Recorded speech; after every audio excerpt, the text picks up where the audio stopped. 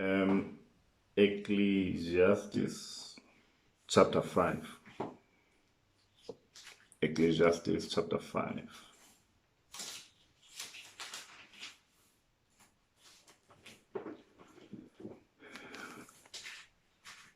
From verse 1.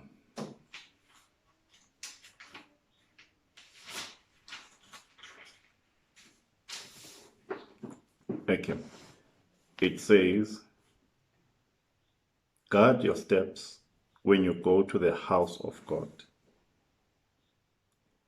Go near to listen rather than to offer the sacrifice of fools who do not know that they do wrong. Guard, keep thy foot when thou goest to the house of God, and be more ready to hear than to give sacrifices of fools, for they consider not that they do evil. Very important that I go to the house of God for one reason, to hear the word of God so that I may do it. And to hear the word of God so that I may do it. It says, guard your steps when you go to the house of God. Go near to listen rather than to offer the sacrifice of fools, for they do not know that they offer evil. Yes, we all go to the house of God. But for why I'm going there? So that I may hear what God says and do it. Rather than going to offer for offerings and sacrifices. It says they do not know that when they are giving, they are committing evil. Because I am not going, I am failing the key thing, which is that thing,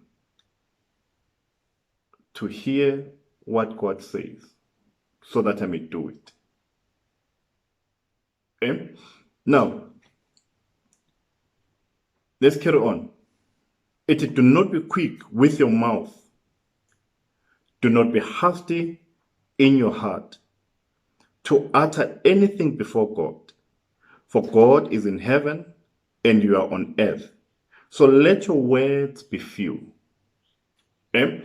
Monitor these things. One, I must guard myself when I go to the house of God. That I am going to hear, to listen from God. I'm not going there to offer sacrifices. I'm not going there to offer offerings, to give and all that. All those things we ought to do. Not that we ought to do them. Particularly these days, there are so many ways to do them. Your electronic ways, we can give whatever time, it's fine.